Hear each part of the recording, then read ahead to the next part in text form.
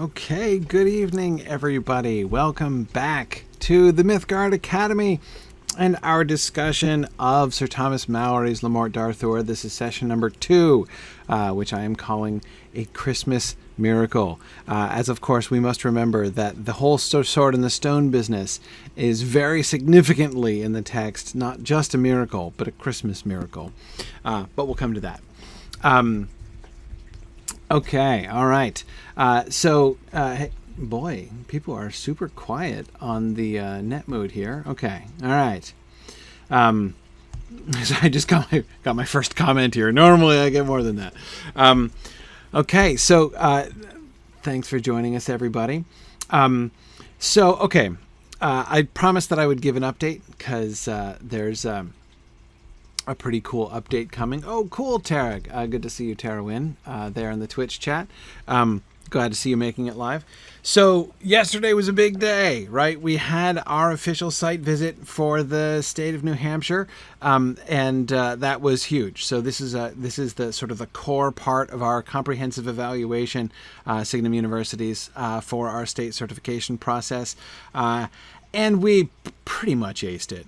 I think we did a great job. Our people were awesome, and it was really, really cool. So I have a great feeling about things. I had a really good talk with him afterwards, getting a very good feeling about the review. Nothing is official yet, and nothing will be official until this has to come up for a vote by the Higher Education Committee.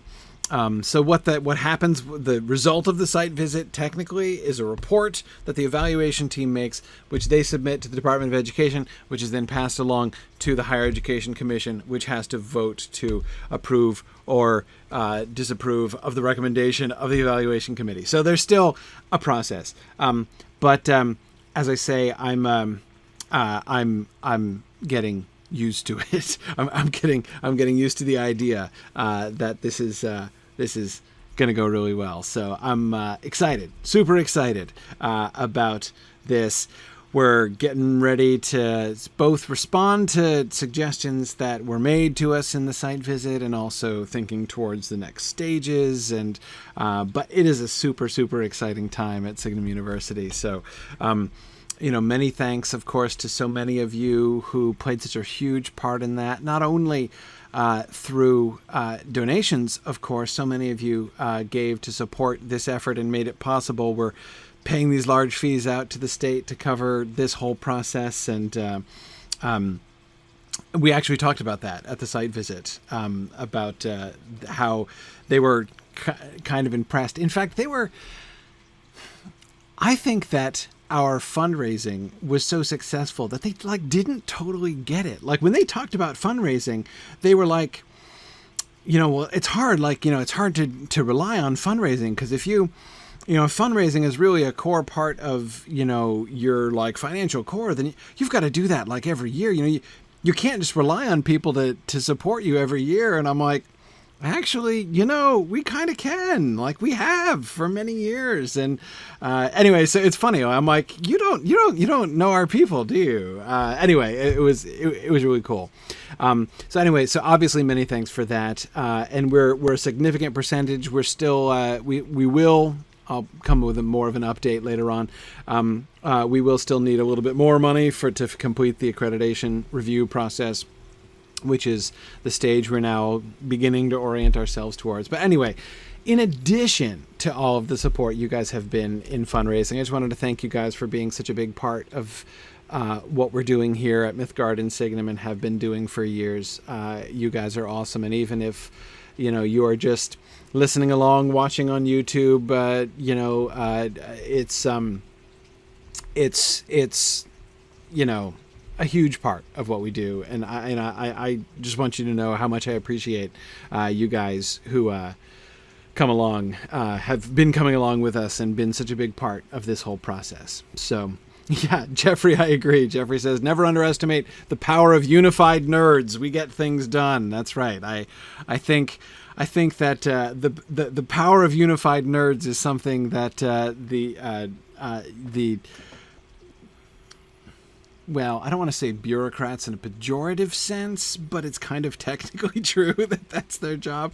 I think it's something that they underestimate. But anyway, it's good. Yeah. It's funny. Tony says we're totally not a cult, which is exactly word for word what Druid's Fire just said. So you said that almost in unison, which is like totally not creepy. Anyway, that's good. Yes, we are all individuals. No, but seriously, joking aside, seriously, I'm trying to be serious here and thanking you guys. But yeah, cool. So let's get to talking about Malory. So Christmas Miracle, as I said. But first we need to return back to the end of last time. We didn't quite, we almost got to the beginning of Arthur last time, but not quite. But I'm very confident we're going to get to the Christmas Miracle this time. Yeah, anyway, okay. Hey, oh, Jennifer, you're back for the live classes. Great. Excellent. Stephen, yes, I have to admit, I was kind of excited in today's reading to get to Sir Griflet, who is, of course, the inspiration. That is the character after whom my Lotro stream character, Griflet the Burglar, has been named.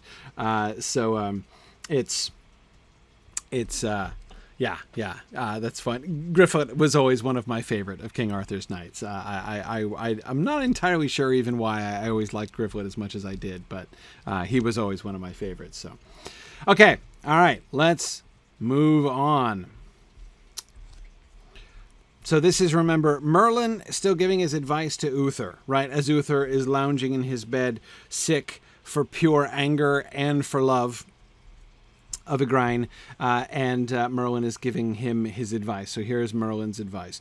And remember, this comes right after Merlin just made that peculiar, almost fairy tale demand, right? I will help you achieve your desire if in exchange you give me your firstborn child. Except he then ruined it, right? By explaining how doing so would be for his worship, for Uther's worship, and for the child's worship. So that kind of lowered the stakes a little bit of the whole fairy bargain thing that was going on. Anyway, okay.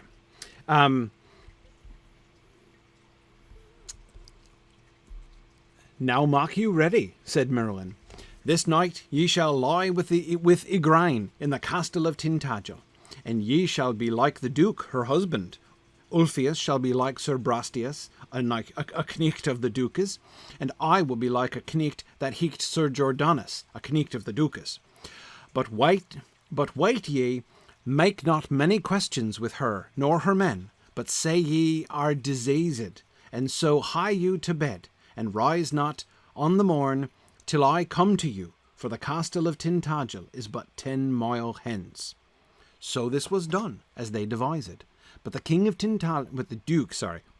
of Tintagel espied who the king rode for the siege of Terrible, and therefore that nicht he issued out of the castle at a postern for to have distressed the king's host, and so through his own issue the Duke himself was slain, or ever the king come at the castle of Tintagel.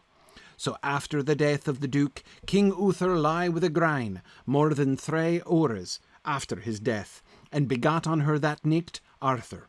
And or day come, Merlin came to the king, and bade him make him ready. And so he kissed the laddie Igraine, and departed in all haste. But when the laddie heard tell of the Duke her husband, and by all record he was dead. Should that be deed? He was deed, or ever King Uther come to her. Then she marvailed, who that might be that lie with her in likeness of her lord. So she mourned privily, and held her peace. Okay, all right, so first we have Merlin's suggestion. Now, notice one thing that is distinctly missing here, and that is any indication of any mechanism by which Merlin is going to accomplish what he tells them what's going to happen, right? And notice he's just speaking indicative statements in the future tense, right? This is Merlin's favorite mode, by the way. Merlin's favorite mode is speaking in the indicative mood in the future tense, right? This night you shall lie with Igraine in the castle of Tintagel. That is what's going to happen. And ye shall be like the Duke, her husband. So you will appear to be like her husband. Fact. And then he starts giving orders, right? But it's not about how to accomplish this. You know, there's no like, in order to bring this to pass, you must do X, Y, or whatever, or first wait while I don't know what, I carve a sigil, say a prayer, you know, rub an ointment, you know, there's no indication, brew a potion. There's no at all indication of how this is going to happen. But he gives commands of what you should do. Don't stop to chat, right? Go straight to bed. Say that you're diseased. Diseased, by the way, more generic word than in the modern. Disease in the modern word, of course, it means to have a sickness, an illness of some type, usually a fairly grave type. You know, we don't call, like, if you just have a passing cold, we don't say that you're diseased. But of course, disease literally means like not to be at your ease. So, you know, if you are diseased, that just means like you want to go to bed, right? Or, I mean, it can mean it's a very generic word. It can mean a whole bunch of things. But it doesn't mean like, hi, I've caught the plague, I need to go to bed. That's not what it means when he says, say that you are diseased. So yeah, just like say you want to go straight to bed. Totally true, right? And hie you to bed. I love that phrase. Hie you to bed and rise not till on the morn till I come to you. The only thing which is even constructed as if it were some kind of explanation is that last phrase. For the castle of Tintagel is but 10 miles hence. And the only reason that is to explain why you don't have to rise until the morning, right? Wait until dawn. It's fine. It's only 10 miles away, right? Okay, fine. Yeah. Chicks dig the disease, says Arthur. Yeah, I don't think it's a pickup line exactly, Arthur. Yeah. No, Mike, when he says you'll be like her husband, it doesn't mean like you shall act in the role of her husband, which is certainly true. In the sense that he's going to her bed, right? But no, there's clearly magic happening here. Like they are going to be magically disguised, so that they shall be mistaken for the Duke, Brastias, and Jordanus. Right? You know, that's absolutely what's going to happen. Yeah, Arthur says saying you're diseased. Yeah, that is the best pickup line. Absolutely. Tony says he finds it interesting that the spelling of Tintagel over the course of one passage, the way it changes over the course of one passage, it's almost as if the medievals weren't fussed about standardized spellings. Absolutely not. Flexibility is one of the key things to reading Middle English, right? Standardized spelling is a business of the printers, right? Only after the printing press not only exists but becomes widespread does even the issue of standardized spelling become a thing. It's not that there are no rules at all in Middle English or in Old English. There are, and you will generally see words spelled more or less the same way. You know, and there are some rules, you know, like about, you know, the cases of nouns and conjugation of verbs and things like that. So it's not like you can just do anything like you please if you want to be understood. But we're not bothered, and especially with names. Names seem to be particularly true of this. So I agree. In this one passage alone, both Tintagel and Terribil are spelled multiple different ways, right? It's all good. It's all good. Yeah. So Wes says that while heading out, he still looks like Uther. Yes. Right. Because of the Duke of Tintagel spying him. Yes, exactly. So, exactly. And let's get to that part, right? So notice what happens with the Duke here. So the Duke sees him right away. So West, yes, apparently he looks like Uther. The Duke of Tintagel, called the Duke of Tintagel, who's in Terrabil, right? Though he's called the Duke of Cornwall elsewhere. So I guess Tintagel is his capital in Cornwall. I don't know. I mean, like, I'm taking that by the fact that he's identified with Tintagel in that way. But anyway, the Duke, right? Our unnamed Duke, is looking out, and he doesn't see himself riding away from the camp, right? Or presumably he would have accounted for that, right?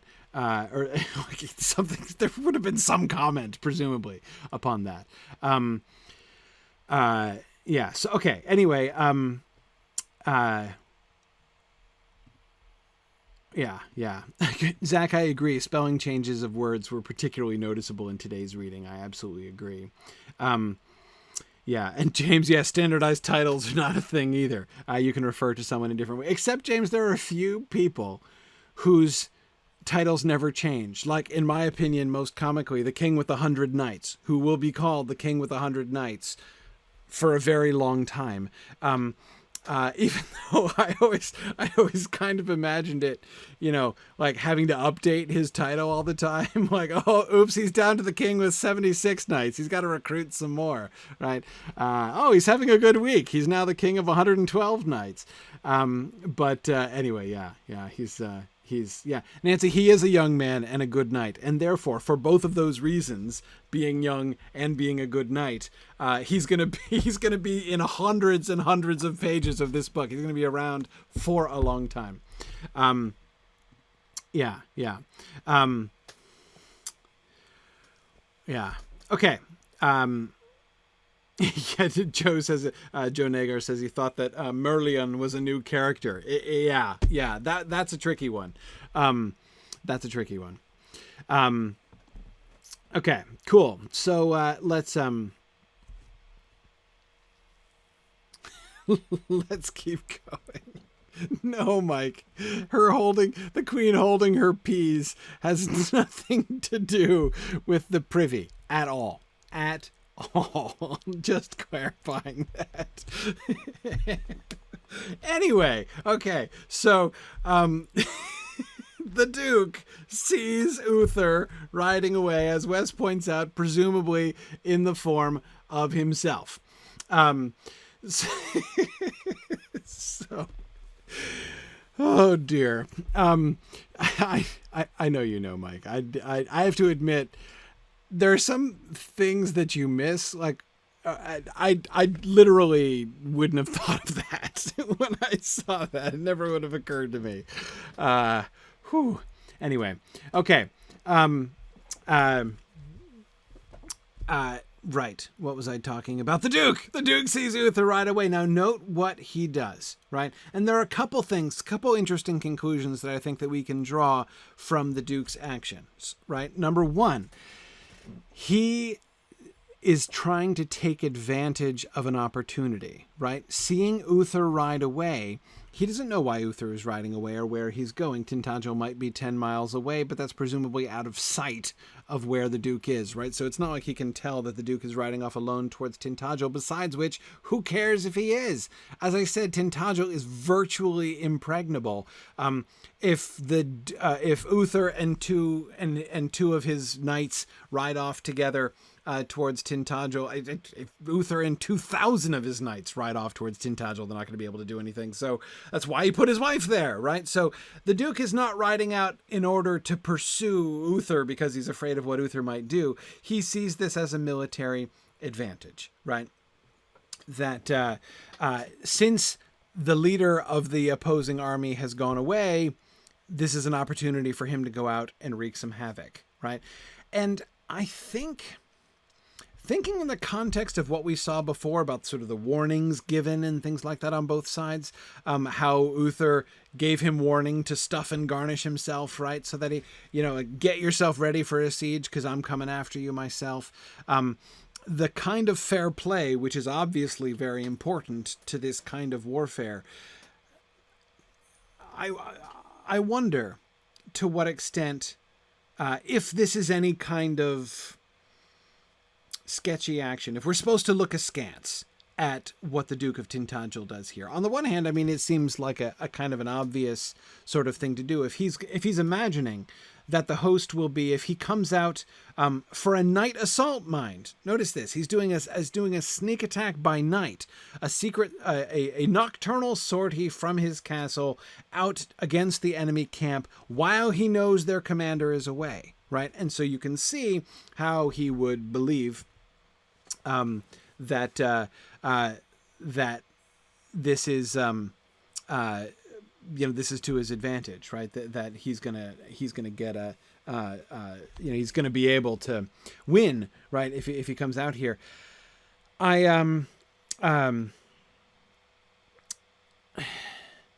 so again, it's hard because on the one hand you want to look at it and say like, well, yeah, like good move, right? Perfectly sound strategy. All's fair in love and war, except everything isn't fair. In war, anyway, maybe everything's fair in love, it seems. What Uther does to Igraine doesn't seem very fair. And in fact, you'll notice there's a kind of parallel there, right? So the Duke is going to sneak out by night and take Uther's army by surprise while they're not resisting, right? Uther... Well, if he didn't come on strong to Igraine when she was at his place, he at least made it very obvious that that's what he wanted, right? Such that she feels that she's in danger, right? And so that like she's going to have to reject him to his face, and that's going to get ugly, right? So they flee, and he's going to do a sneak assault by night. Right, and come to her and again sneakily, right, in the form of her husband, so that she will let him in the gate. So he's going, in fact, to infiltrate the impregnable castle because he's going to get let in the front door because he looks like the Duke, right? It's the only way he could get into Tintagel.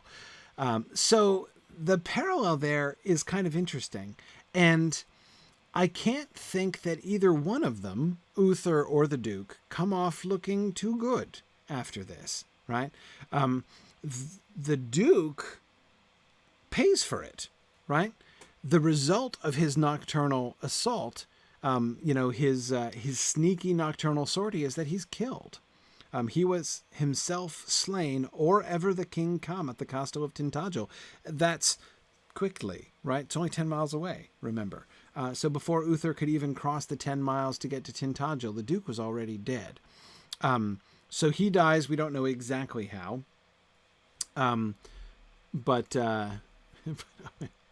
Arthur, I really think that Middle English is going to give you way too much material, Arthur. For those who don't know, Arthur Harrow is a regular of ours. He's a wonderful participant and cannot help himself making puns in the questions box.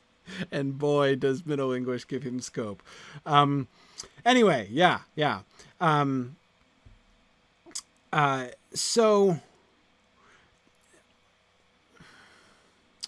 Now, Matthew, I agree that night attacks are big risks, as we see, right? And it clearly does backfire on him, though again we're not told exactly how. But Wes, you're absolutely right that notice what the text insists upon, and you're very right to pick this up. This is exactly what I was talking about last time when I talked about trying to pay attention to what the text itself foregrounds. Like, what is the narrator drawing our attention to? And the primary thing that the narrator emphasizes is the timing of the death. Right? The Duke himself was slain, or ever the king come at the castle of Tintagel. Before he arrived, the Duke was already dead. Right? So Arthur was not begotten by Uther on another man's wife. She was already a widow when he slept with her and begot Arthur, and they got married soon thereafter, well before she had him, right? Marrying the lady who is already bearing your child is legit, right? Like that you you're making an honest woman of her, right? And the child is not a bastard. So if you get a girl pregnant and then you marry her before the baby is born, the child is not a bastard. So there are definite legal ramifications. But had it worked the other way around, right? Had he gotten the child on Igraine while the Duke was still alive, and then afterwards the Duke dies, then the child is a bastard, right? Because he was born in adultery, or he was conceived in adultery, rather. So that's marrying her after the husband is dead that's not enough. That's not okay. Karita, it's right. She was a widow for like at least 10 minutes minimum. But it's fine. It's fine. It's all good. Total, not a problem. Not a problem.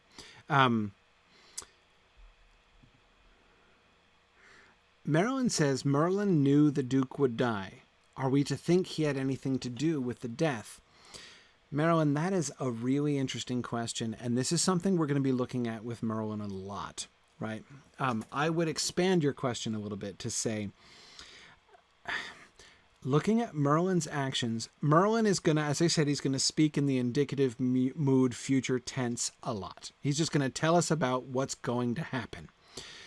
The question, Merlin, is what, as you're asking in this case, and as will be the question in many, many cases, what is the causal relationship between Merlin's actions and or Merlin's predictions and the things that are going to come, right?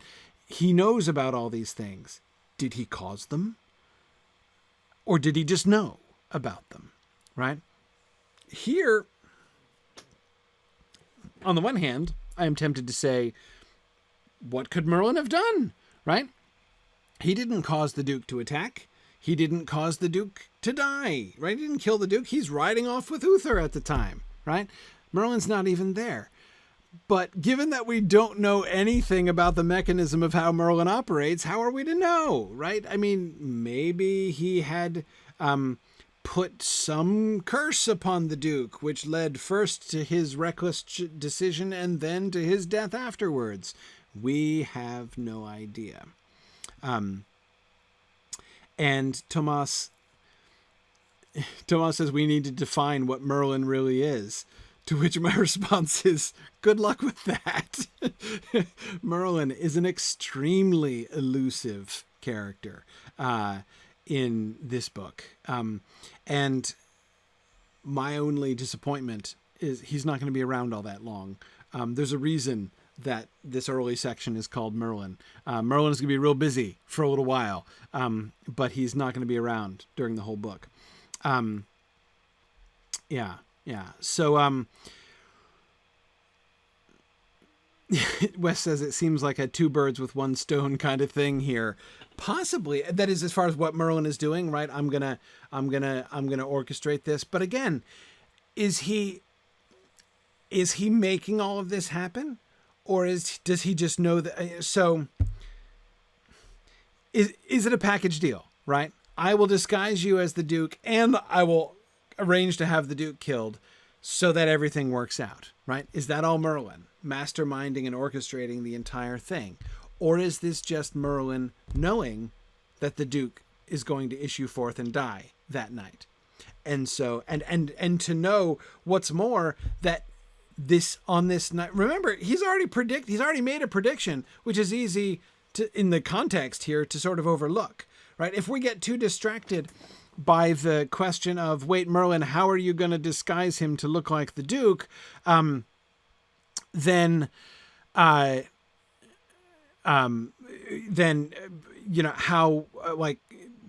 we might miss the fact that Merlin has already made a prediction for which we have no mechanism, right? He's already said, I'm going to take you to Igraine, and when I do, you're going to sleep with her, and you're going to beget on her a child, right? He knows that that's not a given, right? But apparently Merlin knows it is certain. If they sleep together tonight, then Arthur is going to be begotten, right? Would Arthur be begotten if the Duke dies and Uther waits, right, until they're lawfully married? Had everything played out except the bedtime visit, right, to Igraine this night, it could have worked out the same way, right? The Duke would have died. The peace would have been established. He could have married Igraine, just like actually happened, right? The sleeping with her didn't have anything to do with any of that. Except the only conclusion, therefore, that I can draw is Merlin is actually implying if they don't sleep together now, tonight, it is on this night that Arthur will be begotten if he has sex with Igraine. And in order for that to happen, the Duke has to die, because then if he does not die exactly when he does, then Arthur will be a bastard, and therefore that will be a problem with the inheritance of the kingship and all that. So it's really tempting to say that Merlin is behind everything and that he is actually making all these things happen. But Merlin, I never answered your question. For what it's worth, and I'm not claiming it to be worth very much because we get very little, such that I feel like I'm mostly guessing, my mostly guess would be no. I don't think he causes the death of the Duke. I think he knows the death of the Duke is going to happen, or even trusts that the Duke is going to die, that that's going to work out.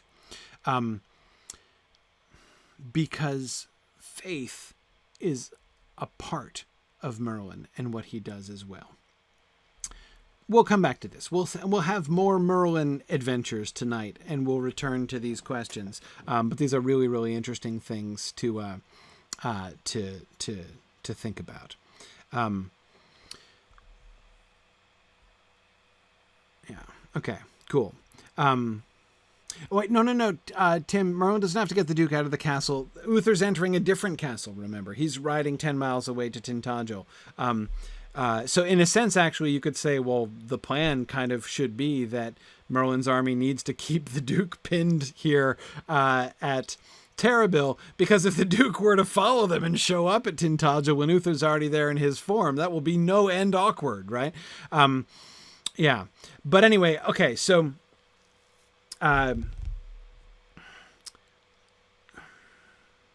someone else has, someone, who is this was asking this about blah blah blah,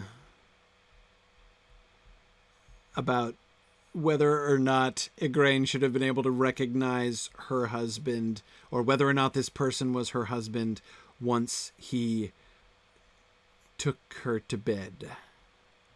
Yes, Sarah. Yes. No, that's a great question, Sarah. Would you notice a difference in bedroom performance? Okay. Here we come across probably our first instance. It's actually a little uncertain whether this is the first instance or not. But I'll give a sort of a spoiler because this is going to come up a lot. Two rules. There are two rules about identifying people, right? Rule number 1. Everybody in armor looks exactly identical, okay? So if someone is wearing strange armor, it is not possible to recognize them, even if they speak, right? Doesn't matter, right? Secondly, the other rule is, in the dark, you can't tell the difference. Nobody can tell the difference between anybody in the dark, right? So if you go to bed with somebody in a dark room, there's no telling who it is. It's not possible, right? So just keep that in mind, right? However, like I said, I'm not convinced that this necessarily is an instance of this phenomenon, which we will see many times over the course of Malory's works, because of what Merlin is doing here. Merlin says that he shall be like the Duke, her husband. And I don't see any reason to believe that he does not look like... I can believe that Merlin has been quite thoroughgoing, right? He probably has the Duke of Cornwall's scars and birthmarks too, okay? I mean, I don't see any reason to believe that that's not the case. Notice the only hint that we get about this is when he says... wait, ye make not many questions with her nor her men. Don't talk a lot, right? Because if you talk a lot, you're going to reveal the fact that you're not the husband, right? Because you don't know anybody. Like, you don't know the names of the guards. You don't know anybody. You're not going to be able to answer questions properly. If you start talking, you're going to give yourself away, is how I take that, right? But he's going to need some excuse, because obviously when he comes in the middle of the night, she's going to be like, "Hi, honey, what's going on? Give me an update. You've been under siege. How's the battle going?" Right? She's going to want to talk. She's going to want to ask questions. So Merlin gives Uther an excuse, right? Say you don't feel well, right? And you just want to go to sleep. Go to bed anyway. So that you don't have to talk. So I think that there does not seem to be any question of there being any crack or opening, in the disguise, in the visual disguise, and possibly tactile disguise, for all we know, of Uther here. So maybe this isn't an instance, but even if it's only his face or something that's changed, still, it's dark, right? So it's all good. Karita says it's just like the Jacob and Leah situation. Yes. Now Jacob was drunk at the time, but still, that kind of thing happens, right? Absolutely. Tony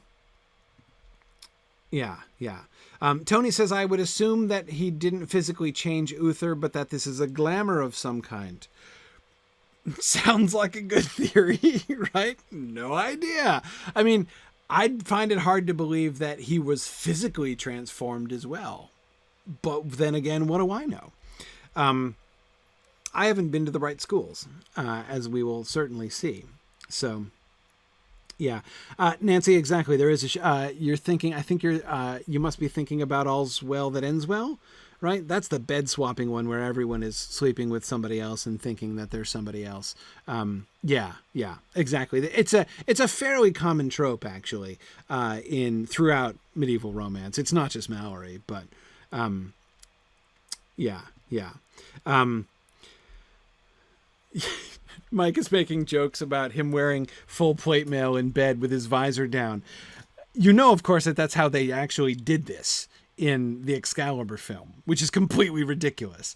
But anyway, yeah. Yeah, exactly. David is remembering that scene too. It's a scene that's kind of hard to get out of your mind, actually, once you've seen it. But yeah. We almost have to watch and talk about that movie after reading this book, but we'll get there. Well, that's an issue for another month. Yeah, David, I know. I too wish I could not picture that scene. There are a bunch of scenes from that film that I would kind of like to forget. Anyhow, okay. So let's move on, because we're good. Not that we understand much, but that's okay. Okay. So this is after the Duke is dead, and now we're sorting things out, right? Then all the barons, by own assent, prayed the king of accord betwixt the lady Igraine in him. They prayed the king of accord. Right? They're begging him to make peace. Now that the Duke is dead, please, king, make peace. Remember, these are the barons that are making up his army. Them and their people are making up they have sworn fealty to him. They've brought their men at arms to him to make up his army. There's no standing professional army, right? Uther doesn't own an army. So they're saying, hey, we'd quite like to go home. Now that the Duke is dead, surely you can make peace with the Lady Igraine. The king gaf him leave, for fine would he have been accorded with her. So the king put all the trust in Ulfius to entreat between them. So by the entreaty, at the last, the king and she met together. Now will ye do well, said Ulfius. Our king is a lusty knecht, and weeveless, and my laddie Igraine is a passing fire laddie.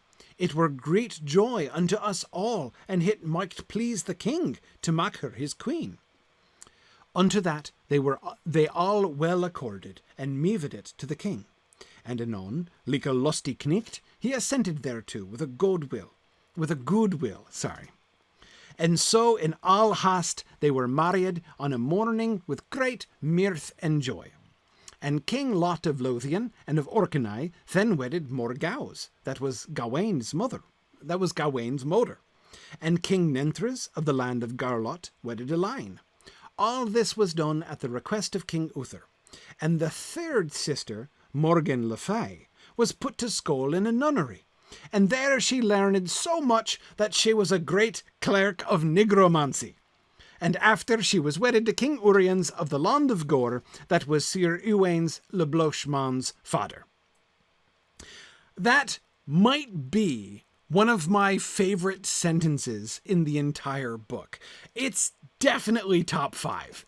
Definitely top 5. There are a couple others that actually I think that actually rival it, but the structure of that sentence, right? The third sister, Morgan le Fay, was put to school in a nunnery, and there she learned so much that she was a great clerk of necromancy. What do they teach them at these schools these days? Oh, man.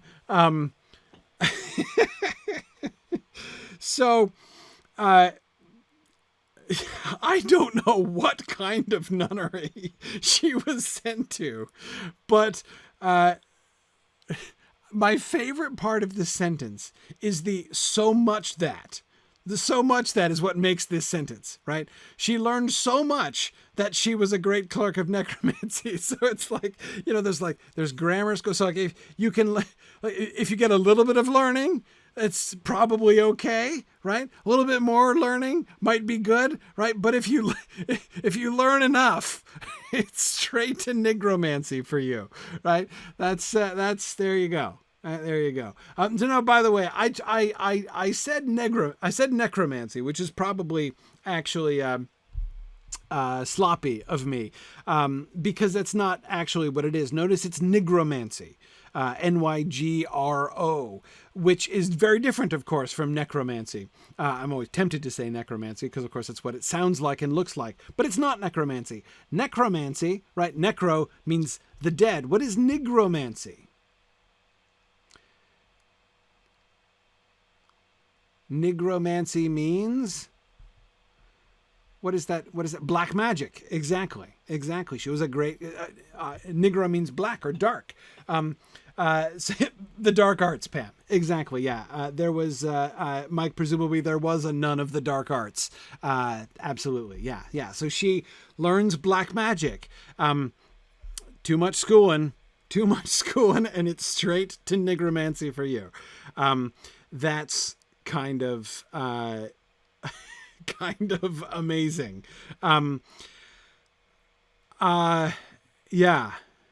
And no, Jordan, certainly there's nothing to do with black people here. It's just the same word, right? When Africans were called Negroes, that just literally means Negro is from the word that means black, right? So yeah, no, that's that word, which was a very general use word meaning black. So literally it just means she was a great clerk of black magic, right? Of the dark arts. James says the gaffer was right to be suspicious, right? Meaning no harm, and I hope no harm will come of it. Well, here is an extreme example, right, of harm coming of this. Tara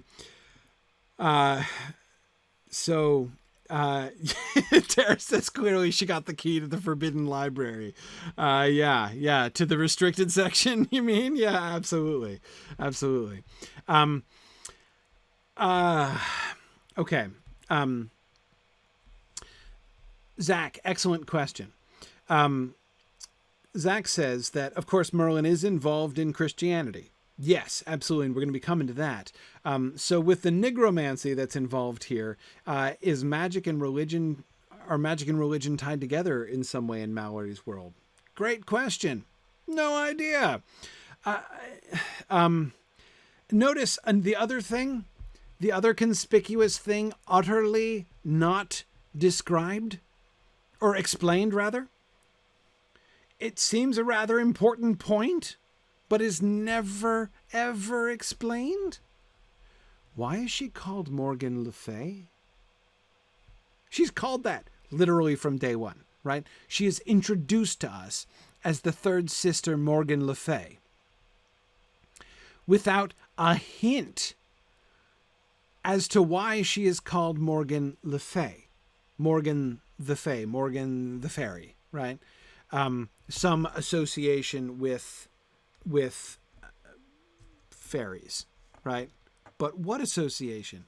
We don't know, and we'll never know what association she has with fairies. That's just her name. Tara,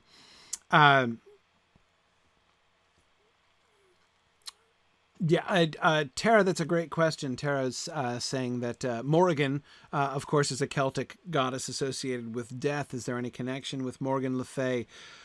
Nothing could be more likely. But that's a kind of question that's way beyond the scope of this, right? It's very clear. Little makes it more obvious than the name of Morgan le Fay. Right? In the name of Morgan le Fay, it is as obvious it will be anywhere in this book that Malory is inheriting traditions and to some extent not really fully digesting them, right? So he's kind of regurgitating some matter. Okay, I'm extending this metaphor perhaps further than is wise, but he's sort of regurgitating some matter which either he doesn't get or he just doesn't really care about, right? So we can't go to Malory to ask about Morgan's name, right? And the possible connection between Morgan and Morgan and all. I mean, it's a great question and a really interesting one, but Malory is not going to give us the answer to that question, right? And I think that there's like a 0% chance that Malory knows the answer to that question. And there seems no chance that Malory cares about the answer to that question. Anyway, yeah.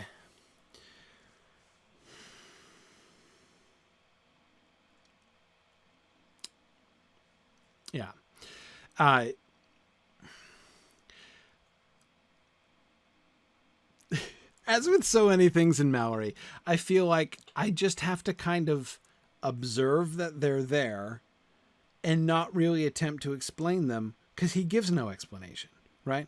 And so here we have the juxtaposition, right? She goes to a school in a nunnery. And yes, there is every reason to believe that this is really just a nunnery. Lee, that I don't think this is a euphemism, right, of any kind. A nunnery is where you would send a girl to school, especially a nobly born girl, right? That would be, there were schools for girls in nunneries. Women could be educated, and that it would be at a nunnery school that would happen, right? So totally normal, right? She became a great clerk of nigromancy there. Does that mean that it was a bad school? That she was a bad person, right? So like, is it the school's fault? Is it the student's fault? Is nigromancy an independent study that she went on? So having been taught to read, see here, back to the gaffer's concern, having been taught to read, did she just go on into the restricted section and read the wrong books, right? And become a clerk of nigromancy that way? Was she taught nigromancy, right? I mean, was this a minor at this school? You know, could you major in nigromancy at this particular nunnery school? And thus making it, I think, most contemporary people would agree, a bad school. At least certainly a dangerous school. We don't really know, right? Mike, she's called a clerk of nigromancy. Clerk is a very vague word. Clerk can be used to describe somebody who is involved in reading and writing for a living. It can be a student. It can be used generally for all priests. Normally it means like a literate person. It certainly means a literate person. Usually someone who is sort of identified as a literate person, right? Like that's like part of their job, part of their identity, right? I mean, you can know how to read without necessarily being a clerk, but some people might call you a clerk if you know how to read, right? So she could read and write nigromancy, right? Apparently, right? So yeah, Boomful says she doesn't, clerk doesn't work with their hands. Yes, though of course, women wouldn't be in that category, right? That is, women wouldn't. Well, we'll come to the estates. but women are kind of different. Tomas is suspecting that nigromancy was just an elective course. So yeah, it's probably. That's true, Nancy. It could be an evil school without being a bad school. It could be a good evil school, right? Highly ranked among the, it's like, the U.S. News and World Report. Like if you're looking to go into nigromancy, right, you might definitely want to choose this particular nunnery school.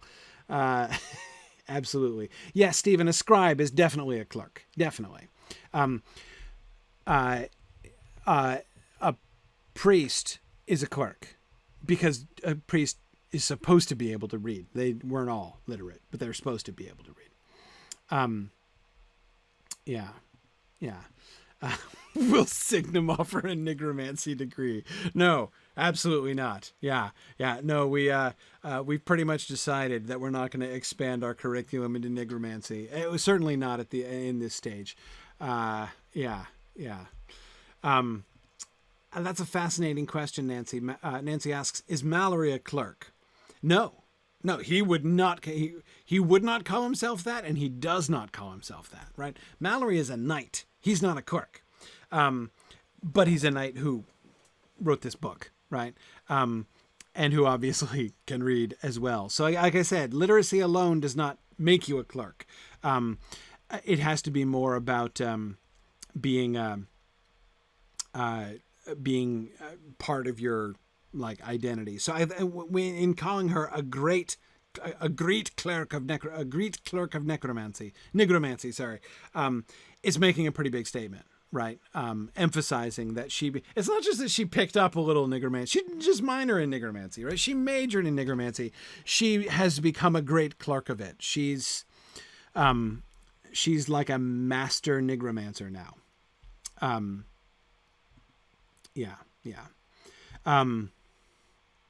Okay, cool. Let's see. So around there, we've also married everyone off. Oh, we had a word question before. And by the way, please do keep these questions coming. Don't be afraid to ask. If there's a word on the screen that you don't know, right, or a phrase that you don't understand, please ask, because I promise you there will be dozens of other people who are wondering the same thing. So very, very happy to try to explain it. I won't always be able to do it, but happy to try to explain words and phrases. Somebody a while back, wiveless, that just literally means wifeless. He doesn't have a wife. He's a lusty knight and wiveless. Now, lusty is interesting in its two usages here. Our king is a lusty knecht and wiveless. And then later, he assented like a lusty knecht. He assented with a good will. So, what does lusty mean? Now, you guys have probably heard me talk about this before. The word lust or list means desire, want. In a general way, it does not exclusively refer to sexual desire, though that seems kind of wrapped up in both of these particular usages of it, right? When Ulfius says, our king is a lusty knight and wifeless, he is not saying, like, our king is like a randy goat, right? Our king, can't keep his hands off of women. Like, he's not talking about, he's not ascribing to Uther an overlarge sexual appetite, right? So that is not what lusty knight means in that situation. But it's not totally unlike what it means either, right? Vigorous, yes, boomful, but with a sexual implication there as well, right? He's not impotent, like he's wifeless, right? He's not old, right? That is to say, the reason Ulfius is saying this, Ulfius's motivation for pointing this out to the barons, this is a political issue, right? Uther could still beget a child, right? Uther has no heir yet. He could still beget a child. So Igraine is a passing fair lady, right?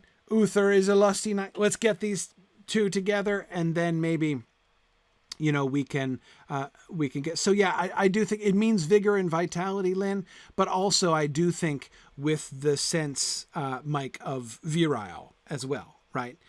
He is not impotent, is I think clearly one of the things that lusty, when it's used, often does just mean like full of vim and vigor, right? Full of get up and go. But in this context, lusty knight and wifeless clearly means he doesn't have a wife, but he could clearly get it done and therefore might produce an heir. This is a very practical concern for Ulfius, one of his chief knights, and Uther's barons, right? And so then the second time, unto that they all well accorded, and moved it to the king, right? So they agreed with Ulfius, and they put the proposition to the king.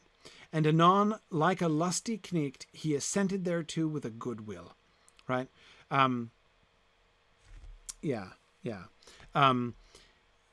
He's the kingdom's most eligible bachelor. Exactly. Good.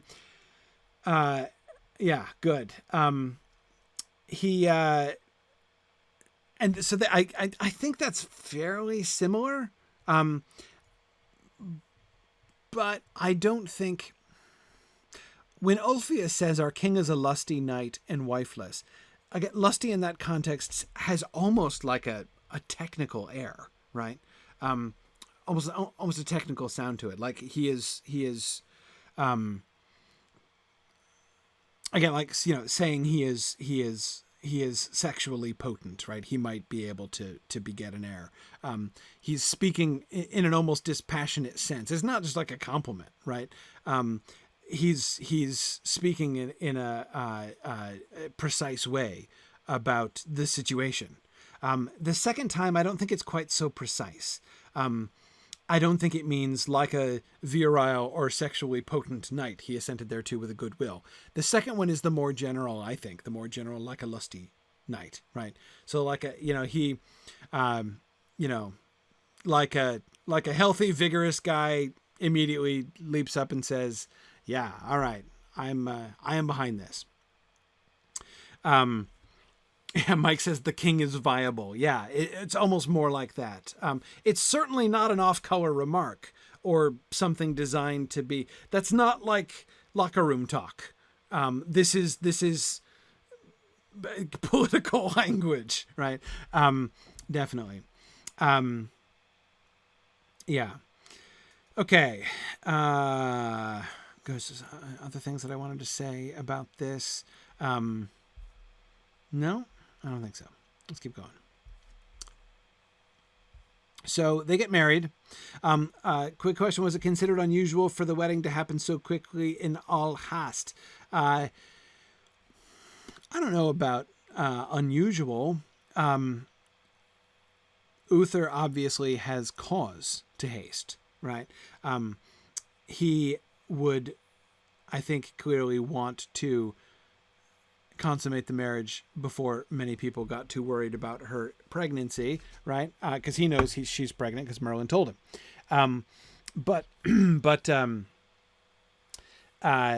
Anyway, is it unusual? And no, remember, they're pushing for it. They would want the marriage consummated ASAP. The barons would want the marriage consummated ASAP because the consummation of the marriage would also be the consummation of the peace, and so they can go home. So I don't think the marriage in all haste there is strange, though of course we do know that Uther has more than one reason. Well, 3 reasons, right, to want to hustle that wedding along, right? First, to I won't say first. For one reason, to consummate the peace. Second, to conceal or to smooth over the issue of her pregnancy. But of course, third, and I suspect first and foremost, because he still has the hots for her and wants to sleep with her again. So that, and for all we can see, by the way, it looks like they're going to go on to have a perfectly happy marriage. I didn't write it.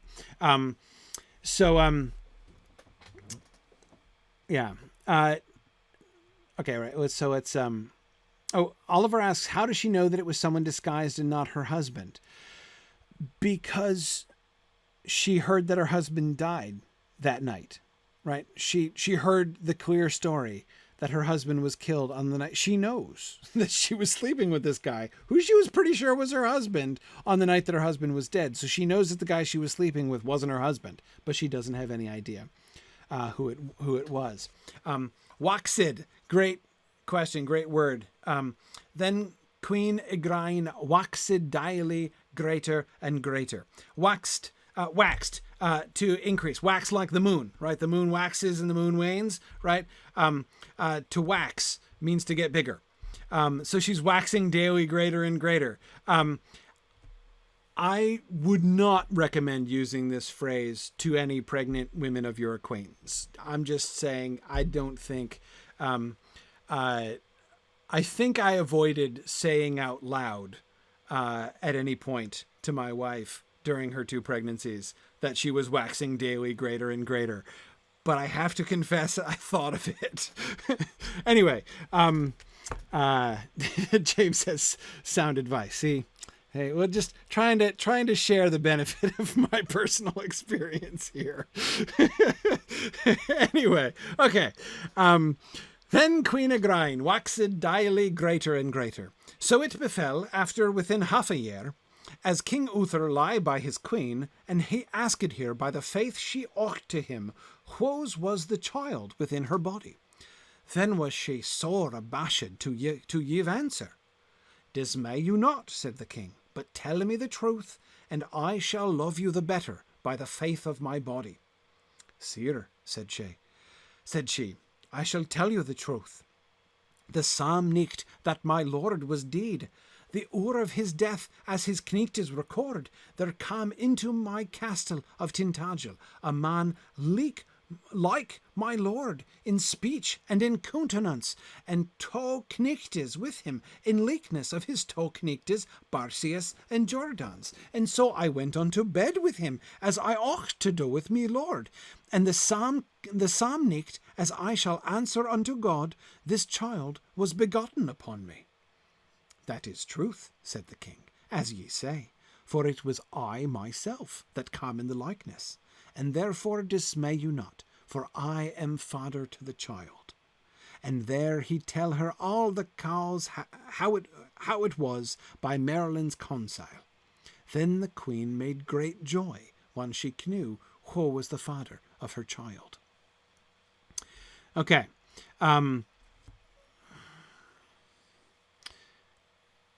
Sarah asks, is he teasing her or testing her with this question? And Karita's wondering what he's doing here. I think this is a test. I think he's testing her. Why is he testing her? Does he have any cause to test her honesty and truth? Not that we know of. But again, that's not really something that we...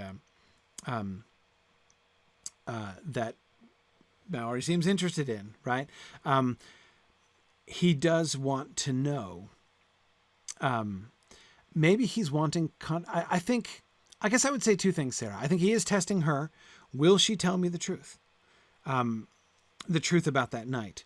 There's lots of reasons for her not to, right? I mean, this is a sketchy thing that happened and inexplicable. She can't explain it, right? All she can say, she tells the truth and she tries to, so I slept with this guy. I still don't know who he was, but I ought to do that with my Lord. I thought he was my husband. He came and he said he wanted to go to bed with me, and I'm supposed to go to bed with him when he says he wants to go to bed with me. So I did. So I totally didn't do anything wrong, but I have no idea who that guy was. And this child was begotten upon me. Is she going to tell him the truth? And she does, quite bravely, I would say. And he seems to appreciate her honesty. The other thing that I would say is exactly, Boomful, exactly. I think he's also testing Merlin here, right? And because Merlin said she was going to beget a child that night, I think that one of the things, is that he doesn't know when the child was conceived, right? The child could have been conceived before. one of the things he's establishing is he has had Merlin's assurance that she is going to get pregnant. It's going to be his child, right? And that the child's going to be king and it's going to be awesome. But he only has Merlin's assurance on that. She could have been already pregnant, right? She could have been pregnant from her husband from before. And so that, I think, is one of the things that also seems to be behind it. Now, Matt, I agree that on the whole, his explaining this to her is certainly an attempt at reassurance. Because I agree, Matt, she's got to be wondering if her unborn child was sired by a fairy or a demon or something. Yeah, sure. I mean, that's got to be a candidate, right? Was she visited by some incubus or something? Because I mean, something weird, right? Capital W weird was happening that night in more than one sense, right? Something weird, something very strange, something deeply uncanny happened that evening. She knows that. That's literally the only fact she knows, right? Was that there was some enchantment involved that evening. Yeah.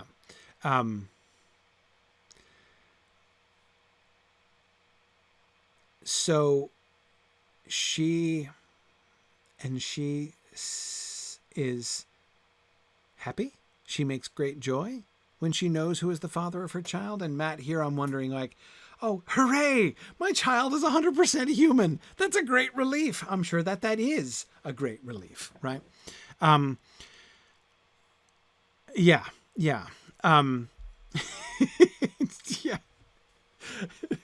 Carita says, I'd be mad as hell. Yeah. And his, like, doing this, like, tell me what happened and I'm going to pretend I don't already know thing would be like the icing on the cake of trouble that, this guy is serving for himself here. Yeah, no, I hear that. Again, like, if she has been suspecting that,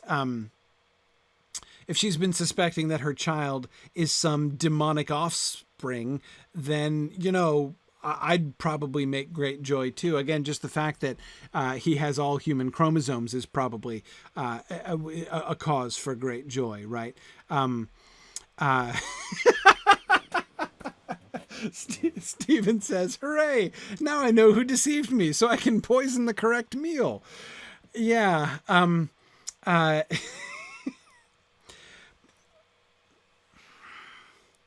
not going to say much in Malory's defense here, and I'm going to say even less in Uther's defense.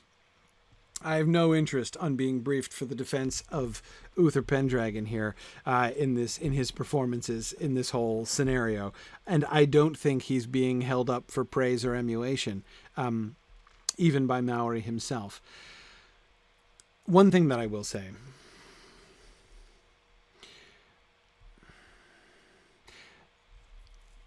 This kind of thing happened quite a bit. Not this. Wait, hang on, let me come in again. Not the whole, like, sorcerer's enchantment to disguise you as your, because this is disguise some other dude. No, I don't mean that. That didn't happen very often. But the scenario of the king is at war against my husband, and my husband dies in battle, and we want to establish peace. Everybody wants to establish peace. So I get married off to the guy who just either personally or his army just killed my husband. That happened all the time. Like, this is, if you are imagining, especially, if you are a woman imagining yourself back into Igraine's position here, there are some things that are kind of different about this world and about the kind of framework of your world, right? And this kind of thing happens a lot, right? And yeah, Richard III, Jennifer Pope is pointing out, and Matt as well, absolutely. The perseverance that many historical medieval women that we know showed in being passed from one man to another, and the way that they navigated their own way through those political waters, and especially one of the realities that is one common thread that we see among many medieval women who are involved in politics on that level, right? Through the Middle Ages, is she's going to want to preserve her child, right? There are several reasons for her to make great joy when she knows who is the father of her child, right? This doesn't mean, because I love Uther with all my heart and I am so glad that the baby is his, right? That's not how we're supposed to read that. I can't imagine that that was even in Malory's mind, right? And that he's asking us to believe that. I don't think that's even the issue, right? But there are several reasons for her to make great joy. One, we've already mentioned, hey, the baby's human, right? Let's celebrate about that. So that's one, but it's not just that, right? What if the baby had been the Duke's? What's Uther gonna do, right? Is he gonna kill it, right? I mean, that's not a great situation. He's king. He wants an heir, right?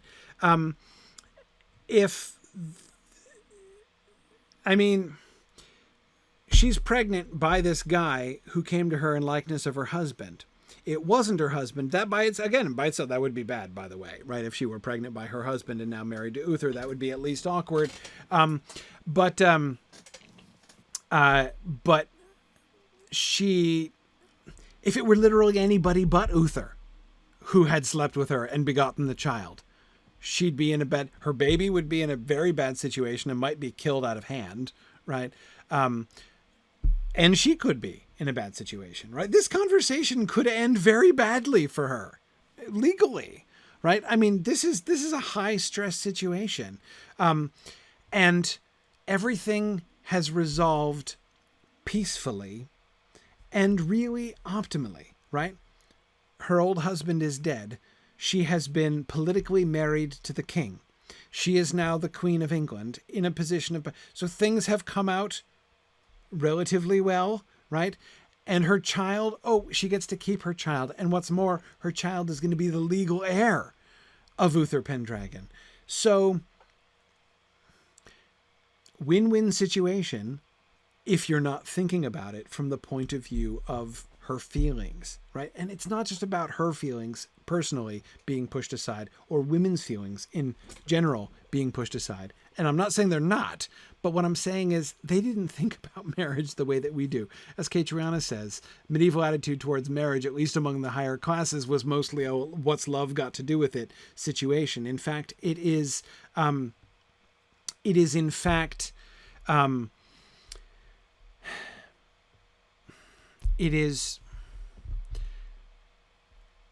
known, it is received wisdom that husbands and wives don't love each other.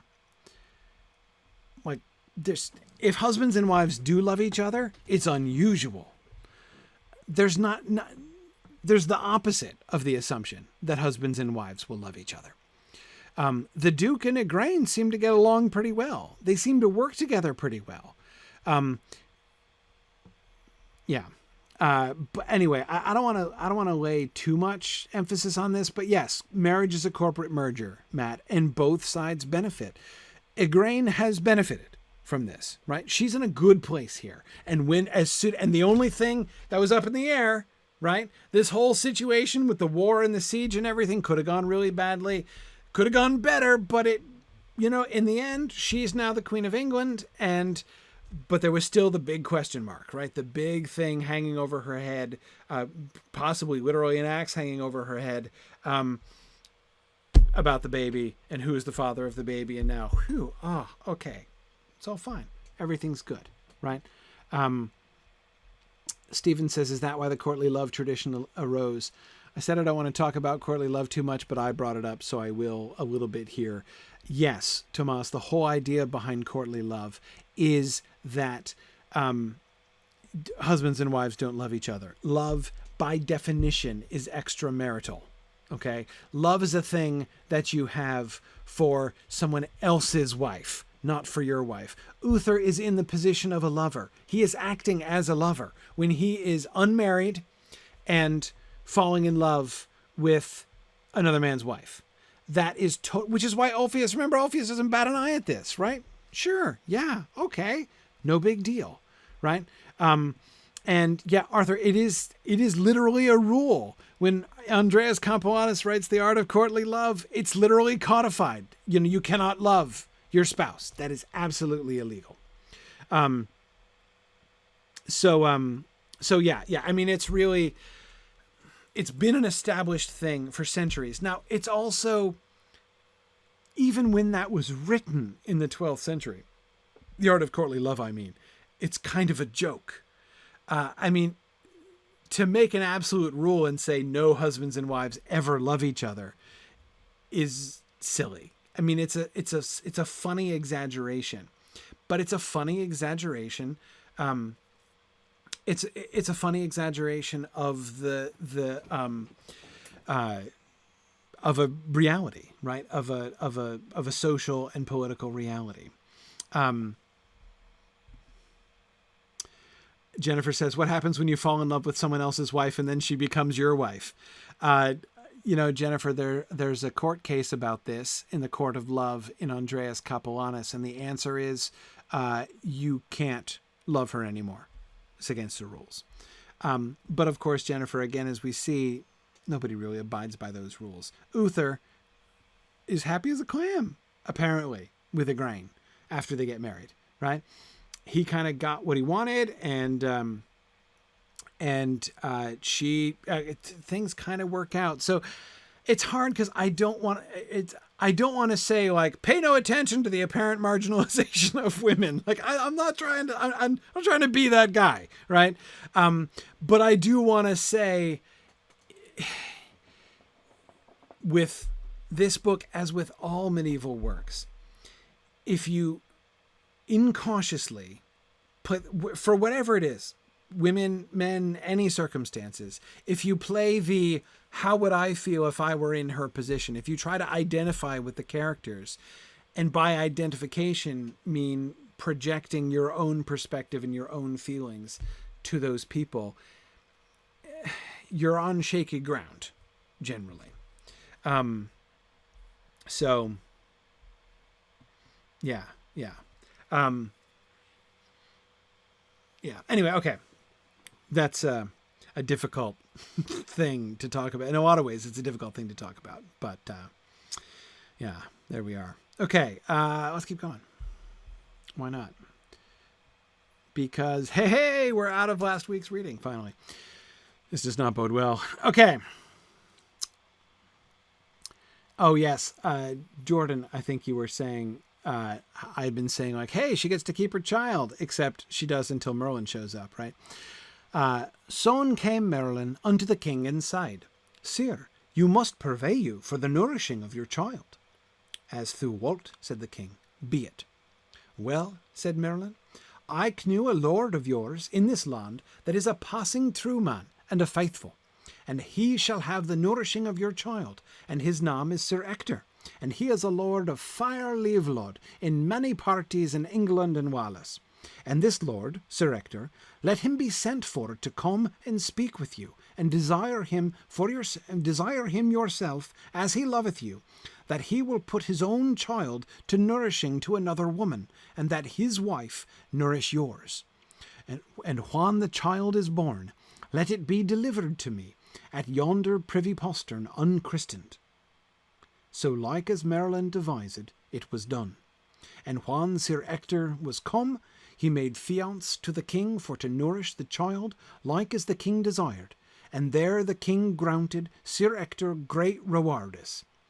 Then when the laddie was delivered, the king commanded two kneechtes and two laddies to take the child bound in a cloth of gold, and that ye deliver him to what poor man ye meet at the postern yacht of the castle. So the child was delivered unto Merlin, and so he bar it forth unto Sir Ector, and made an holy man to christen him, and named him Arthur. And so Ector's wife nourished him with her own pap. Okay.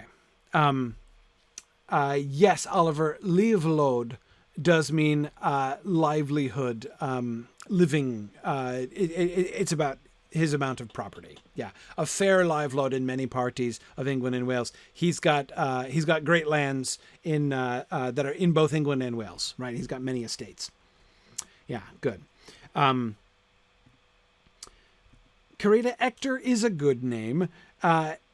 One thing that's easy to forget, that I always find myself easily forgetting. Who's he named after? Who's he named after? Hector?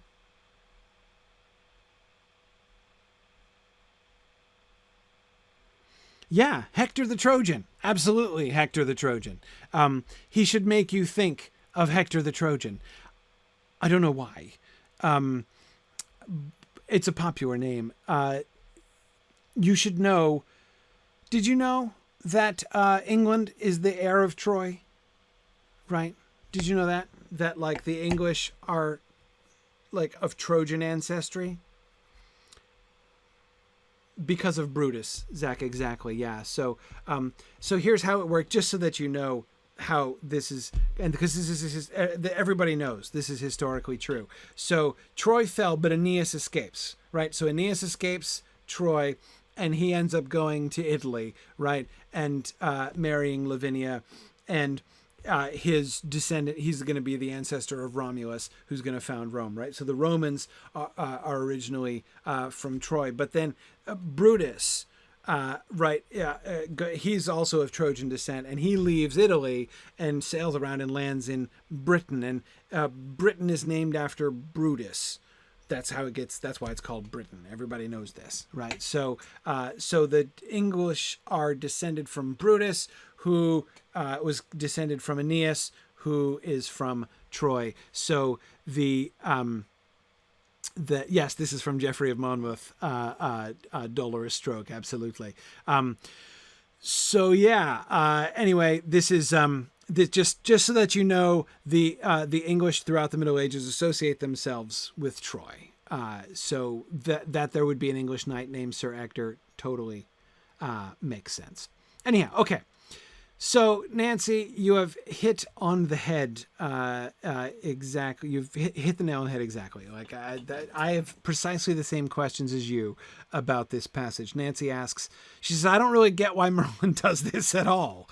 It seems to cause lots of problems, some of which seem extremely foreseeable. Is he just trying to cause trouble? Yeah, so... And as Tim says, why does Merlin do this? The child is legit, right? There's no secret that needs to be kept here, right? Why is he kept secret? So, okay. And yes, Nancy, the other child they give to the wet nurse is Kay. That's right. Yeah, Sir Kay is the foster brother of Arthur there. Yeah, so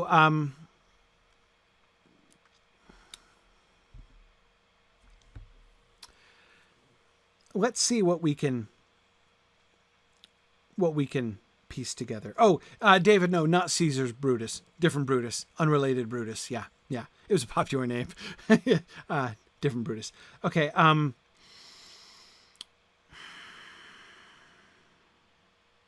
Who knows what? I find this terribly difficult to follow. And why is... what is being kept secret and from whom? Okay, because it sounds like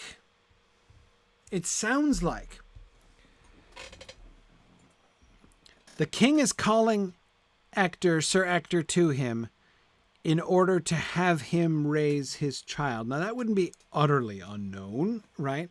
But a little bit weird, but okay. Anyway, but it seems public, more or less public, what he does with Sir Ector. Merlin says you should desire him yourself as he loveth you. So Uther is supposed to do this personally, make a personal request. So it's not done through intermediaries or anything. So there's no question of disguises, right?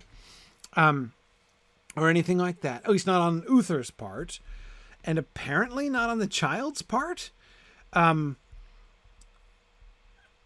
you're supposed to ask him, as he loves you, to take the child, to put his own child, give his own child to a wet nurse, right? And that his own wife should nourish your child. And when the child is born, let it be delivered to me at yonder privy postern unchristened. Okay, unchristened. Why unchristened? Someone was asking this. Yeah, Jennifer Miner was asking this. Yeah, why unchristened? Okay. Yeah, Rachel was just asking the same question. One reason for unchristened would be to conceal his name, right? So that nobody else knows what his name is going to be. So that that sounds like something that is put in place in order to protect the identity of the child. So that when Sir Ector is raising a foster child along with his own son, the foster child will be named Arthur, but nobody else will know that this is King Uther Pendragon's son. Okay, that would seem to be the way. And the whole privy postern thing, and Merlin himself, Merlin is the only one who is disguised in this whole business, right? Not to Uther, right? Uther knows that it's Merlin. Does Igraine know that it's Merlin? I don't know. Igraine knows she's giving away her baby, but she doesn't know that, necessarily know that it's Merlin. And Mike, yeah, Igraine can't know his name either, apparently. Yeah. So now I agree that Merlin would want to give him a name, Tony, but surely Merlin could just tell Uther, right? Name him Arthur. That's totally what you should do, right? I bet Uther would do that, right? So I think it's not just that. It's about secrecy. So, okay, so why is Merlin disguising himself? The effect of Merlin disguising himself would be so that nobody knew to whom the baby was given. So the concept has to be that he's going to be raised in secret. So when Arthur is raised as a foster child in Sir Ector's household, nobody knows this is Uther's child. Nobody can track it. Nobody can trace it back because it was brought to Sir Ector by a weird poor dude, right?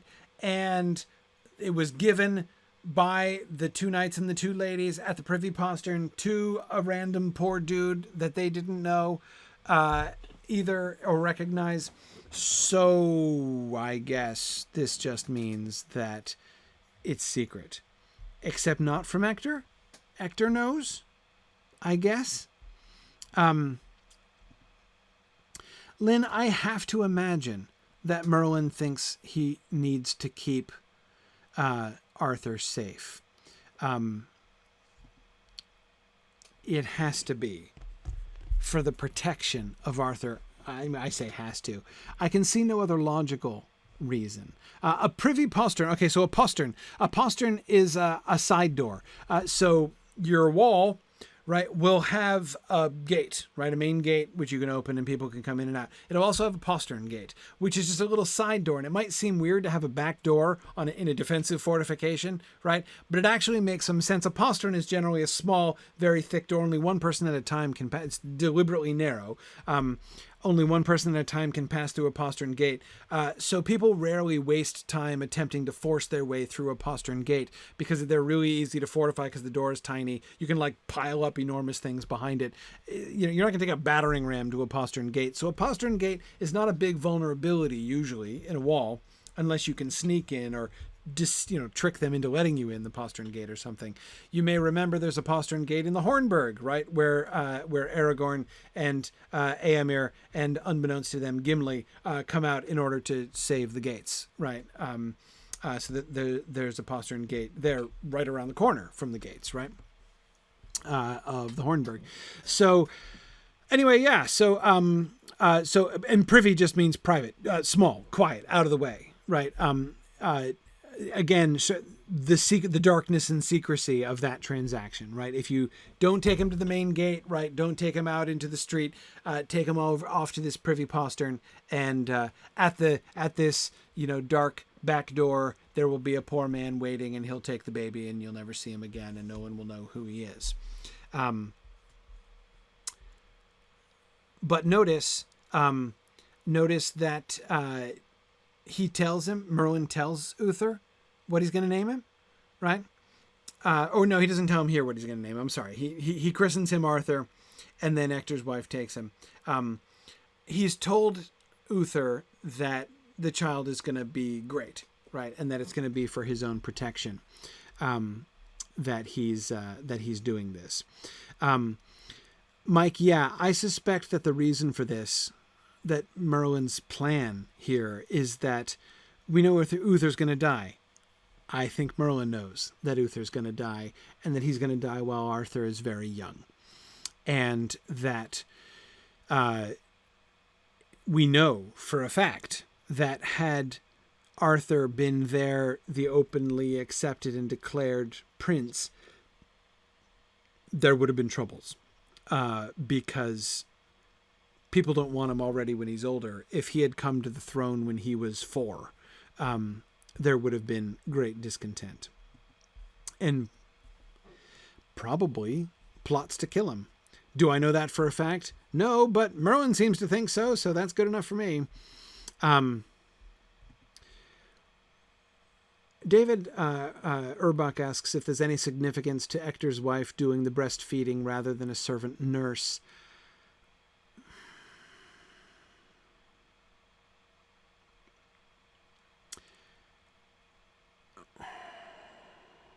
I'm not 100% sure about that. I mean, Merlin insists on it, so yes, there's a significance to it because Merlin insists on it.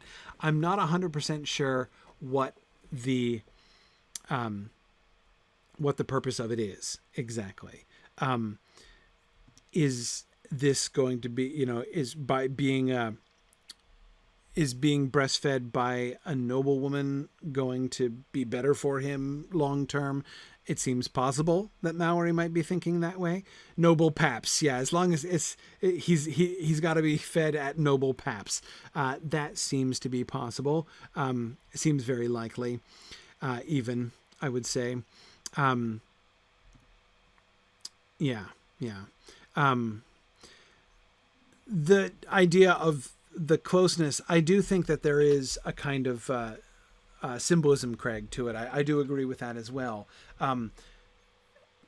It's kind of like metonymy for, we want you to take this child to your own hearts, right? We want you to fully embrace him as part of your family, not just to kind of, raise him and make him live in a cupboard under the stairs or something like that. Yeah. Anyway, okay, let's keep going. And then, this is Uther after the battle. This is, by the way, after Uther has been hauled to the battle in a horse litter, right? Because he's sick and his armies are losing, and Merlin says your armies will be defeated unless you're there. So go, even if you have to be dragged along in a horse litter. So they do drag him to the battle in a horse litter, and his people win, right? And Ophius and Brastius do great deeds. And then he fell passing sore sick, so that 3 days and 3 nichtes he was speechless. Wherefore all the barons made great sorrow, and asked Merlin what counsel were best. There is none other remedy, said Merlin, but God will have his will. But look ye all barons, be before King Uther to mourn, and God and I shall mock him to speak. And God and I will make him to speak. Oh, there's Merlin. So on the morn, all the barons with Merlin come to fore the king. Then Merlin said aloud unto King Uther, Sire, shall your son Arthur be king after your dies of this realm with all the appurtenance? Then Uther Pendragon torned him and said in the hearing of them all, I give him God's blessing and mine, and bid him pray for my soul. and righteously and worshipfully that he climb the crown upon forfeiture of my blessing. And therewith he yelled up the ghost. And then was he entered as longed to a king, wherefore the queen, fair Igraine, made great sorrow, and all the barons. Interred, of course. I said entered before. No, interred. He was interred. He was buried. Okay.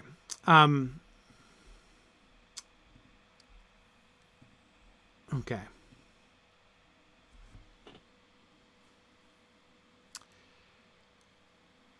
Well, so much for secrecy of his name. Right? Yes, here he is, openly declaring, "Sire, shall your son Arthur be king after your days of this realm?" What, he has a son Arthur? Now, maybe there, like, Arthur is a super common boy's name. There are Arthurs just littered all over the place, right? And so we don't know which Arthur is the one that's the son of Uther. But yeah, exactly. Catriona says, I envision the barons going, what, son? Arthur? Who are we talking about? Yeah, they don't know, right? I mean, they know that the king had that Igraine had a kid. But nobody seems to know anything about this until Merlin comes out and outs Arthur, right? And has Uther publicly give him his blessing and call him king, and ask him to pray for his soul, right? That all is proper and everything. So I guess he's not supposed to be secret after all, or it's now a bad secret or a poorly kept secret. I don't understand. I don't understand. I'm trying to understand. I don't understand.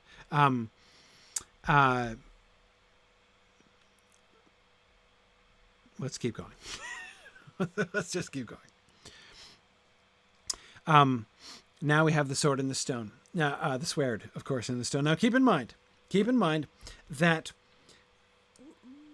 when this is all happening, this is happening at Christmas time, and it's happening at Christmas time because Merlin arranged it.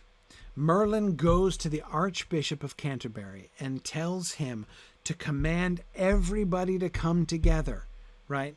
In the greatest church in London. Everyone, all the nobles are supposed to come together in this one place on pain of cursing, right? Cursing in the context, when you're talking about the Archbishop, that means excommunication, right? Threaten excommunication to everybody who doesn't come here at Christmas to this feast. And the Archbishop is like, okay, Merlin, you got it, right? So, in the greatest church of London, whether it were polis or not, the French book maketh no mention, all the estates were long or die in the church for to pray. And when matins and the first mass was done, there was seen in the churchyard against the high altar a great stone, foursquare, like unto a marble stone, and in midst thereof was like an anvil of steel, a foot on high, and therein stack a fire sword, knocked be the point, and letters there were written in gold about the sword, that saiden thus: Whoso pulleth out this sword of this stone and anvil is rightwise king born of all England. Then the people marvailed and told it to the Archbishop. I command, said the Archbishop, that ye keep you within your church and pray unto God still, that no man touch the sword till the high mass be all done. So when all masses were done, the lords went to behold the stone and the sword, and when they saw the scripture, some aside, such as would have been king, but none meeked stare the sword, nor mave it. All right. The context here. This is Christmas, right? When God became man, when God intervened, and Merlin is saying, pray to God that he who intervened at Christmas and came into our world will intervene again. Why? Because there is great threat of war in England. Uther has been dead, I think, for some time now, right? The passing of time is a little hard to gauge here. But it's been some time anyway, and there are some who have a notion about being king, and those are all gathered together in one place. This is a miracle, explicitly a miracle. A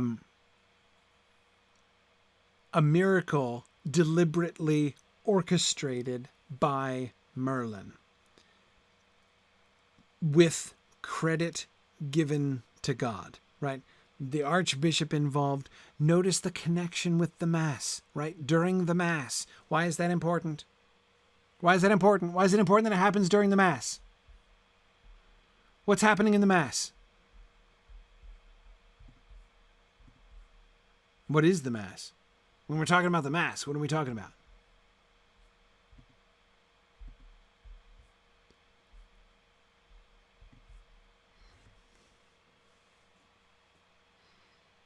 No Catholics? What happens in the Mass? Yes, communion, the transubstantiation, the Eucharist is what happens. Absolutely. If I got no answers, and then I got all the answers all at once. The Eucharist, and the Eucharist is a miracle. Please let's not forget this. And what happens? What kind of miracle is it?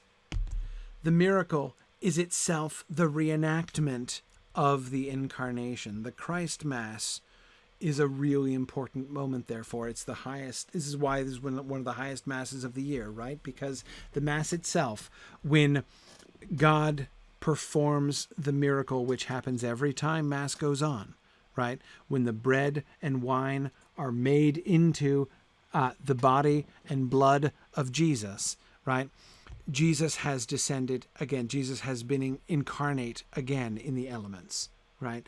Not in the same way exactly that he was in the incarnation when he was incarnated in the womb of the Virgin Mary, but very similar, right?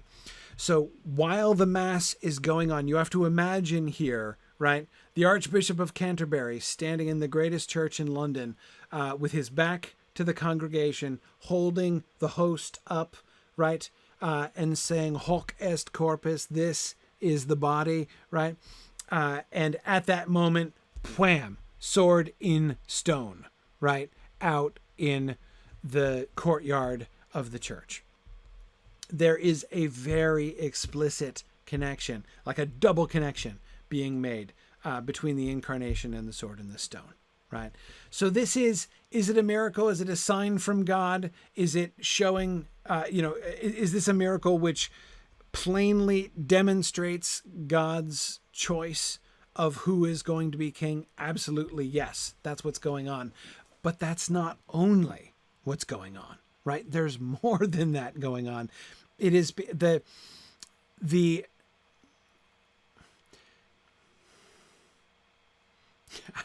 I was about to say a crashingly anticlimactic thing. The incarnation is very special. Yes, arguably unique, right? Yes.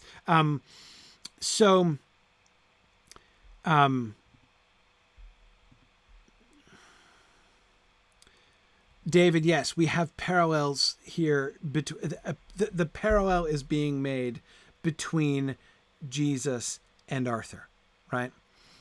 Yes, that is definitely one of the things that's happened. David Urbach says, as Jesus appeared unlooked for by the masses to save mankind, so would Arthur appear unlooked for to save England from anarchy and invasion. Yes. It is not only that God is intervening in such a way as to make it clear which person he wants to be King of England. That is happening, but it is more than that, right? That the mysterious child which is going to be discovered, right? Who's the one who is among them, whom they have not valued, right? And whom they have taken for granted, is going to be revealed, right? To be, to be the king, to be the representative of God among them. there is here a deliberate parallel between Arthur and Jesus. And Jesus as ruling king is very common. That's very popular. Jesus, of course, Jesus's worldly career was one of humility, right? But again, Catholics can help me with this. What is Jesus doing now? After the ascension, right? So Jesus lived, died, was buried. He descended into hell. Then what happens? Right? Finish the creed. What happens after that?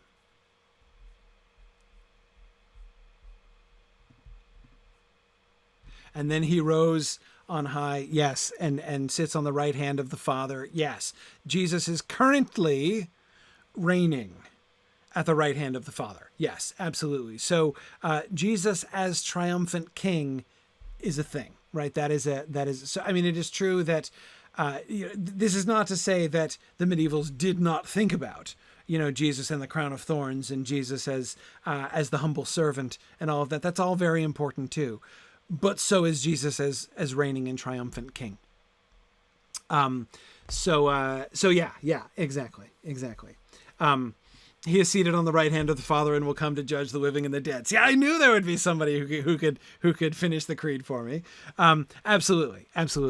It is in that light, I think, because of the explicitly kingly ruler and judging even, and bringing peace, right?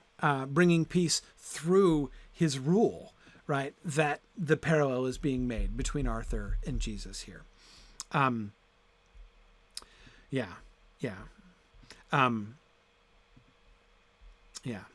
Anyway, Craig says, curse my low church background. Yeah, Craig, I will, I hear that. When I first started studying medieval language, I was, like an evangelical Protestant boy coming and reading all this Catholic stuff. And I found my own training to lead me so near and yet so far to what the medievals were talking about so often.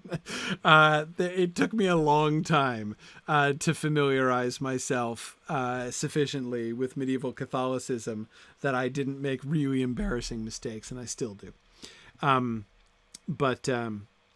Yeah, good.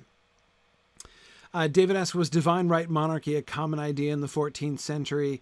Yeah, no, it's a thing. And that's definitely around. Yeah, good. Okay. I promised, I don't have too much time, but I promised I would talk about, I would come back to the estates. Notice, and this is important, in the greatest church of London, all the estates were long or day, that is long before day. So well before dawn, all of the estates are in the church to pray. Matins happens at what, like 4 a.m. or something? 3 a.m. or something like that? So about my normal bedtime is when it's going to be matins before too long. All the estates were in the church to pray. The estates. That means everybody. Okay, so people are divided into 3 estates in medieval society. People like to talk about class. That's a modern word. That's like a Marxist word. People don't talk about class. It's true people talk about like nobles and villains, right? Like nobles and peasants. And you can be of noble family and noble blood. So it's not that class isn't a thing, but class isn't a medieval word. The estates are primarily how they think of it. High-born and low-born people, again, Craig, that's a thing, right? You can be born of noble blood or you could be born of mean blood. It's not that that isn't a thing, but that's not the primary way in which people are divided, right? That's not the primary category of society, right? The primary categories of society are the 3 estates: the oratores, the bellatores, and the laboratores. Those who pray, those who fight, and those who work. right? Those are the three estates. Everybody falls into one of those three categories. Okay, everybody except one conspicuous group of people. Women. But let's not worry about women just now. All men fall into one of the three estates. The first estate are the clergy, the oratories, those who pray, right? Everyone who is in the church is in the first estate. The second estate are the bellatores, those who fight. And those are the knights and dukes and kings, right? They are all bellatores. They are in the second estate. Fighting is their jobs. It is their role. It is what they do. Okay? Just as praying is the job of the clergy, fighting is the job of the knights and the nobles, and working is the job of the commons, right? Of everybody else. Their job is to work. They raise the crops. The bellatores fight the battles, and the clerks pray the prayers, right? I know that this sounds unequal, right? Every time I explained the three estates in front of an undergraduate classroom, a bunch of people, when I got to the laboratories, those who work, a bunch of people would roll their eyes and be like, oh, right, of course, right? Those that get to do the work and the others don't get to do the work. No. I mean, I'm not saying there is not privilege attached to the first and second estates. Of course there is. And they were very conscious of it, though they had a lot of fights among themselves as to which, in fact, was the boss, right? The first estate or the second estate. However, the way in the medieval mind, this is a division of labor. This is not, let's make the third estate do all the work while we sit and lounge around. No, the bellatores don't sit and lounge around. Yes, they're wealthy. Yes, they live a comparatively comfortable life, but they have a role, right? And it's an important role. They are the bellatores. So exactly, Tim. Prayer is work. Warfare is work. Guilds were in existence, Lynn. Guilds were in existence. They were still laboratories, right? If you're a merchant, you're still in the third estate. There were people in the third estate who were quite wealthy. You could be very wealthy and be in the third estate. But yeah, so some people have a concept of medieval warfare of like, so you round up a bunch of your peasants and you like make them kill each other. And then you like sit in the back. Like, this is not how it worked. You're the bellatores. This is your job. Notice what the knights and dukes do, right? We've already seen it. We saw it in today's reading. They're at war, right? So they're at war and the war is over. What do you do to celebrate the end of a war? What do you do? Throw a tournament, right? You have a joust, right? So you've just finished real combat. So you celebrate that by having a feast and celebration at which you do mock combat.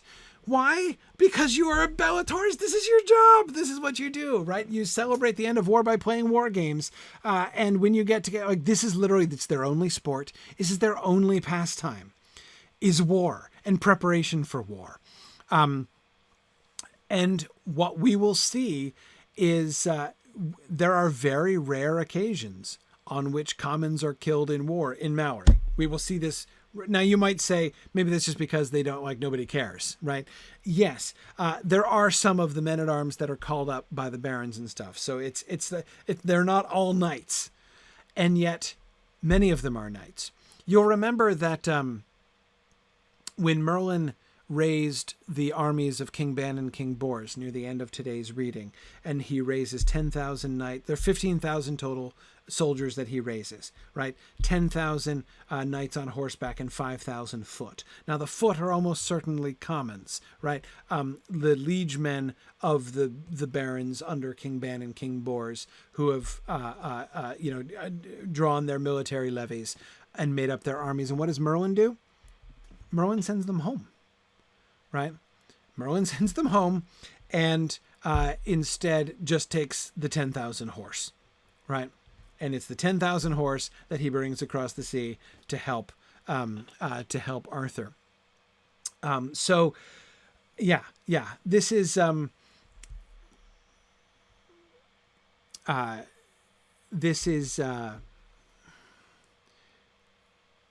their identity, right? This is why your skill in battle, your ability as a jouster matters, right? Because fighting is who you are and it's what you do. And the better you are at it, the better you are. Like, you're at the top of your game, right?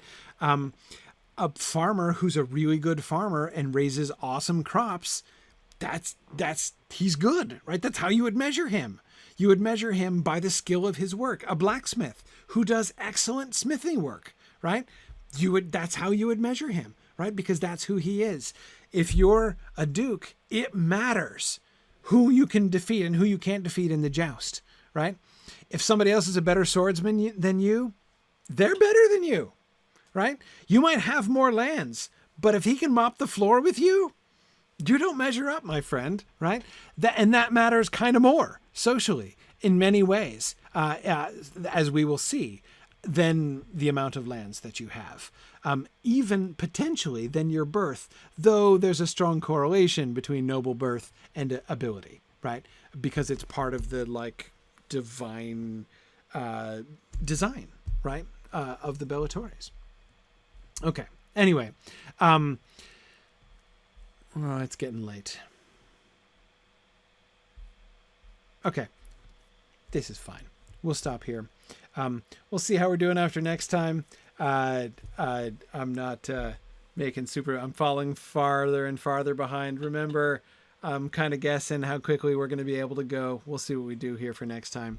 But keep this in mind. Focus, review Merlin's activities. I want to come back and try to do a little Merlin survey, right? After you're going to be reading through the end of this first section, right? For next time. And I want to be kind of looking at the Merlin big picture for next time. What's going on with Merlin? What kind of patterns can we perceive in Merlin and what he does and how he acts, right? So let's look at that. And of course, we'll get through the establishment of Arthur on the throne here. So thanks for joining me today. This was a lot of fun. I look forward to continuing next time. We'll see how close we can get to the end of the first section next week. Thanks, everybody, and I will see you around soon. Good night. The Mythgard Academy has been offering in-depth discussions of awesome books and films since 2013, completely free to attend and free to download. If you've enjoyed our discussions and would like to help them continue, please consider donating at Signum